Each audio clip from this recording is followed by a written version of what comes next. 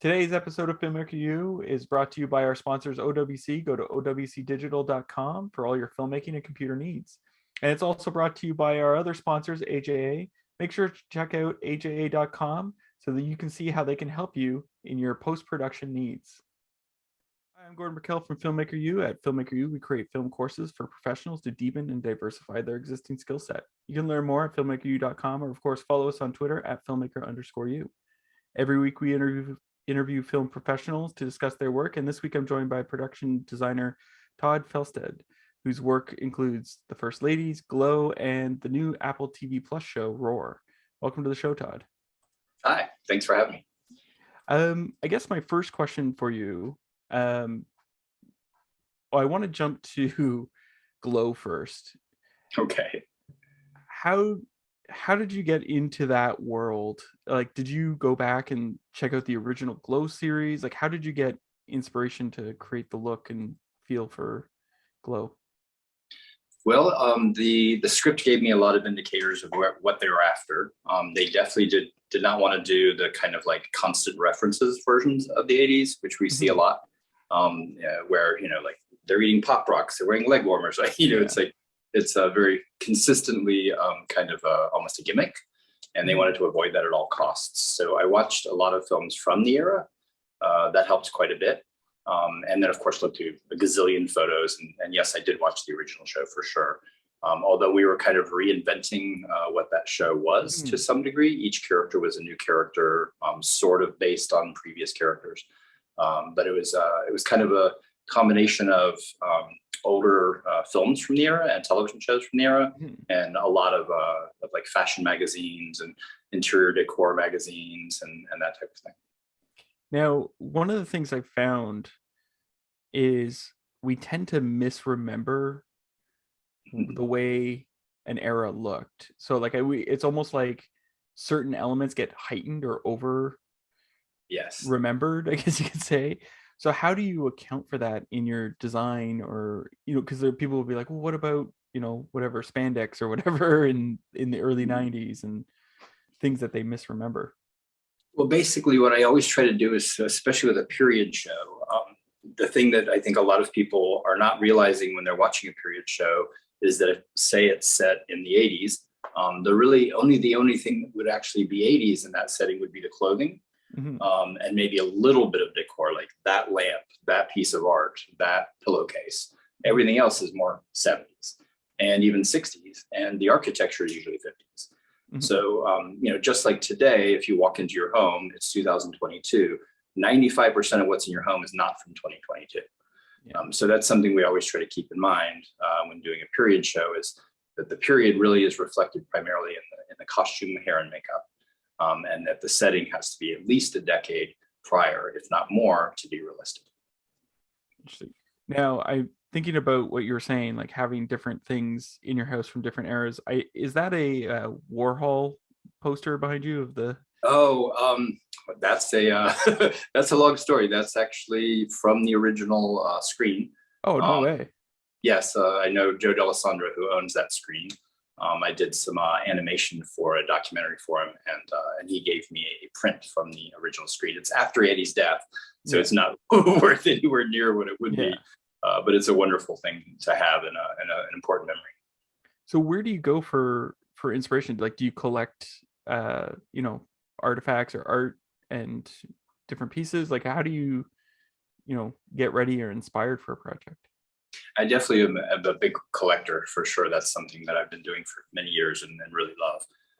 But to get inspired for a project, it completely depends on the show. But each time, typically, I go through a bunch of film and television references, both for a sense of what to do and what not to do. You don't want to copy what's already been done unless you're doing an homage, and I try to avoid those and try to just kind of stick with what's happening with the characters in the moment, in the scene. But I go through just about everything, fine art, music. The music can be very, very inspirational. Obviously film, television, and then, just day-to-day life, sometimes just the architecture of a building I'm driving past might inspire me and I have to slow down, go back, take photos, that type of thing. It comes from everywhere. When you're on a show, you kind of have to be like a sponge.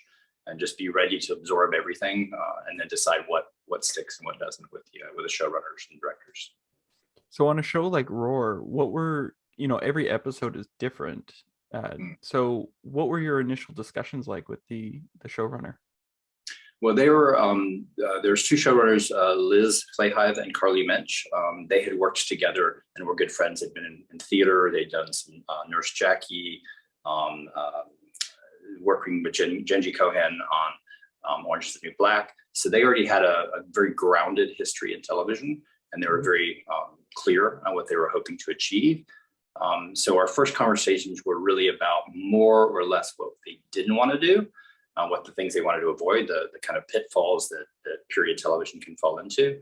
And of course, during that process, we started to illuminate the things that they were interested in doing. That kind of feel of, say, Boogie Nights, where things are a little seedier. There's a gloss on things, there's a sheen, there's production value. It feels, like a legitimate production, but it also feels quasi documentary at times, because it's not so polished that it feels like a product. It was very important to them that it feel grounded and real, authentic, and that was a big challenge for the 80s, because the 80s are so over the top. But I guess the thing we leaned into most was just being careful about palette and texture and not too many references, and kind of staying in that kind of grungy world with a men's boxing gym and a rundown hotel. Those two things were kind of our starting place. And then when they went out into the real world, like say a store or wherever they were, that was out part of the public spaces, then we were able to get a little bit more into references and the kind of corniness of the 80s. But we wanted their primary spaces, their home and their workspace, to feel as grounded as possible, so that the story was really what came through more than anything. We wanted to kind of fall back, be a little invisible. Okay. Yeah. So like, was that for Roar or was that for Glow? Because you talked about yeah, I was gonna say, because you talked about the gym and the hotel, and I was like, wait a second, are we? That's definitely Glow, but it's the same showrunners. So of course we entered into it in a lot of the same ways. Now the big difference is that Roar is it's a parable, a series of parables, I should say. So everything is a little bit more on the nose and specific, and not as far as into like caricature, but there's definitely a fairy tale quality to some of those. One's horror, one's a Western. Each of those things is a fairly blunt concept, because you've got half an hour to tell this fable. But we still wanted to keep it as grounded as possible. So, at any given moment where something felt like a direction we could lean into and it felt too big, we would just resist that. Because Liz and Carly are very much realists in a lot of ways. They're comedians, they're hysterical, they write some really funny stuff. But at the end of the day, it's all about their characters being real people. Now, you mentioned that one of your first conversations was like about what not to do in the series. Yeah. So what were some of the things that sort of were a no-go zone for you? Well, it was very hard when you're trying to establish the 80s, or with Roar, individual aesthetics that are along the lines of a fable or a fairy tale.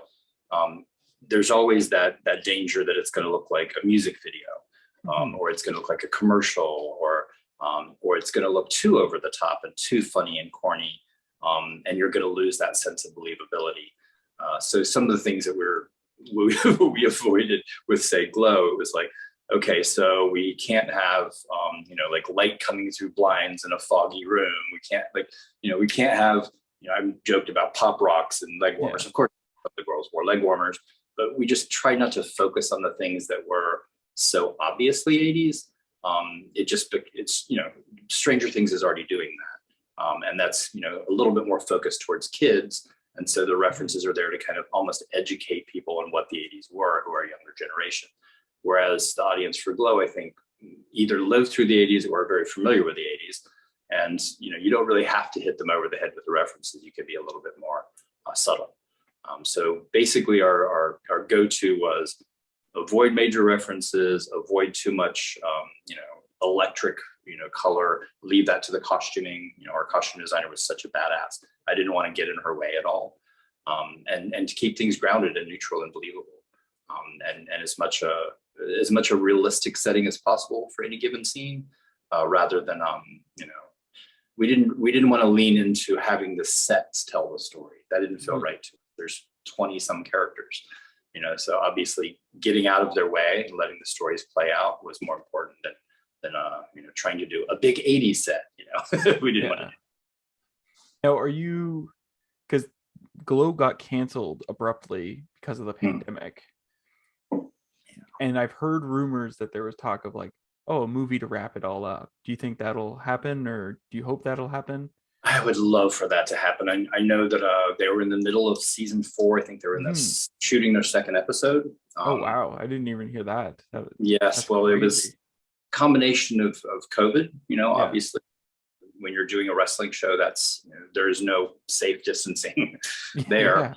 And you have a live audience for that, which is also really problematic. So I think that was a lot of what happened. But I was not involved in the 4th season. I had gone on to do a Marvel show in Vancouver, but I was hearing tell that it was happening. It was just bumming me out on their behalf because these are my friends.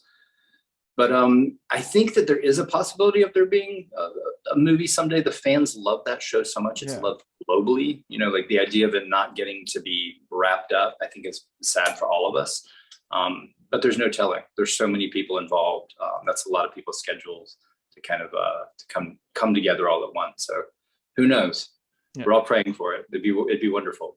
Well, and Netflix just announced they had some trouble, so they might not be wanting to. Maybe Netflix, yeah.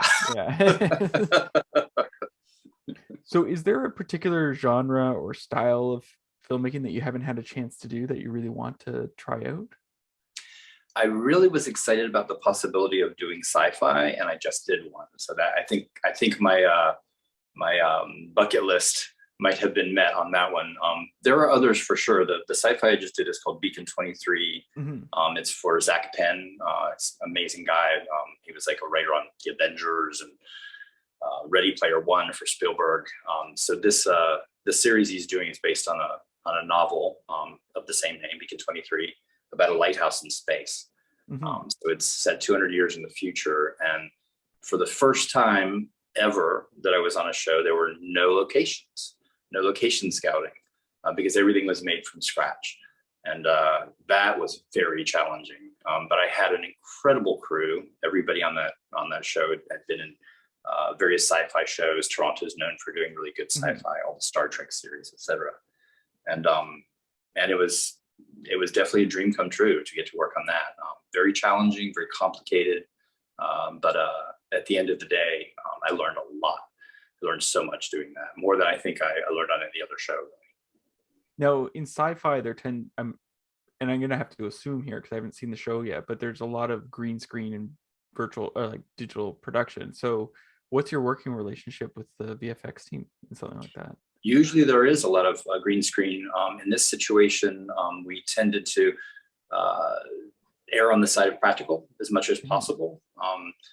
I probably shouldn't say that because that's a spoiler, but there are some things I can say. For example, there's a new technology known as VR walls, which are basically giant digital screens that replace green screen. You just have the visual effects in place ahead of time. The Mandalorian uses this at length. So anytime instead of replacing the green behind the actor in every shot, which is problematic, you can always see a fuzzy line on the edge and in the hair. No matter how high your budget is, you're going to see it. You can tell. With the VR walls, you're able to get all of that content onto the set itself, and the actors can actually interact with it and feel like they're actually in space, for example, in this scenario. So that was really exciting, to work hand in hand with the visual effects department on not just what's going to happen later, but what's going to happen on the day of shooting. That was a very unique process. I've never been through that. And they had some really talented people on the show. It was very exciting to do. Well, it's interesting because when I watch the videos for Mandalorian, it's like certain props or certain elements are still there. It's almost like set extension live, I guess you could say. Yes. So with like, how do you get that time? Like when the stuff I've seen, it's, the camera moves, the whole wall shifts with it. So it adjusts the light and everything. So how do you work with practical effects in an environment where, depending on how the camera moves, it's going to adjust where things are? You kind of have to prepare for anything. And you have to have a dialogue with the visual effects department ahead of time. And obviously in a scenario like that, you're working from storyboards, that's very helpful. Everybody knows exactly what the frame is they're attempting to achieve. And then you can kind of elect which portions are going to be practical, and on our department, which portions will be visual effects, and then, which portions would be added later, because obviously not everything is on a VR wall. If you're, in a space station looking out a window, that's typically going to be a replacement, a comp in. So there's an ongoing dialogue, and you kind of have to, be prepared for anything. There's times when you think it's going to be practical and it just doesn't work, and it doesn't look good. So you have to like adjust. And then there's times when at the last minute they decide it should be practical, because it will save time in post or money in post, and that's a scramble. But it's always an ongoing dialogue, and it's an intense collaboration, definitely with visual effects nowadays, because so much is done at twice the speed it used to be done in terms of production. A lot of what you have to accomplish is, at breakneck speed. So visual effects becomes your best friend in this scenario. Say 15, 20 years ago, visual effects was, a secondary consideration for production design. That's something that came later in post. It was added on. It was the icing on the cake. Now it's, it's a big piece of the cake. It's a total world. It's so crazy now how much VFX plays a role. So because these walls are so new, what is something that sort of surprised you, or you wish you had known before going into that environment? I would say in that world, probably understanding, like I had to really develop a better understanding of a lot of science terms I was unfamiliar with, that were key to this, like parallax. I mean, I knew what parallax was, but understanding it fully in perspective and how that works with, a stationary object versus a moving AR wall, or a moving object versus a stationary AR wall. All of these things or VR wall, I'm sorry. All of these things kind of create their own math that you have to play with. And, that involves working closely with the DP and the gaffer and the director. Like, it's a lot of minds coming together to achieve what, may just pass on the screen very quickly for the audience. That was weeks of planning and collaboration. I would say that that's something that a lot of production designers who are coming up now are probably a little easier of a time with, because I'm coming from a world where, when I first started my career, everything was practical. Visual effects, again, were very limited, and they were in post only. And nowadays, it's completely different. So the new generation of production designers, I think, will have a little better of a time with the technology. They're not going to have to unlearn things. They're going to learn it from the get-go. But I think a lot of production designers who've been around for 20 years or more are kind of unlearning things in order to relearn. It's a whole new world now. It really is. It's crazy to think, like what you said, like you had a lot of minds coming together, but before this, film was a really collaborative industry already. And now it just feels like it's amped up, like people, you're now talking to the guys running Unreal Engine to like point out, like I need this here, and having to, whereas before you wouldn't have even seen them, like. True. So. Yeah, so much of it is happening simultaneously now. I think that's I guess that's a better, Yeah. Well, I have one last question for you. We've been stuck in the pandemic for quite a while. Depending on where you are in the world, you might be stuck inside, you might be free to go wherever you want. Is there a show or a movie you've discovered on streaming networks that people should check out? Oh my gosh, there's so many. Roar, obviously, a really the first. These are both shows I worked on, so I'm of course biased. When I was when we were first in lockdown, I know I absorbed the Tiger King like candy. I was just like ate it up.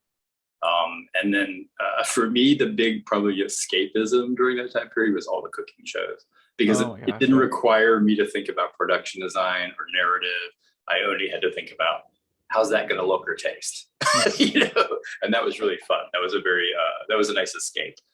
Is there a particular cooking show that stuck out for you? I love the Great British Baking Show, because British people are so nice and so nice to each other in a competition. The American settings often it's very competitive, and this was much more sweet and collaborative, and I really appreciated that. That was fun to watch. And the Queen's Gambit, loved the Queen.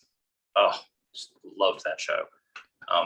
Have you watched Is It Cake yet? No.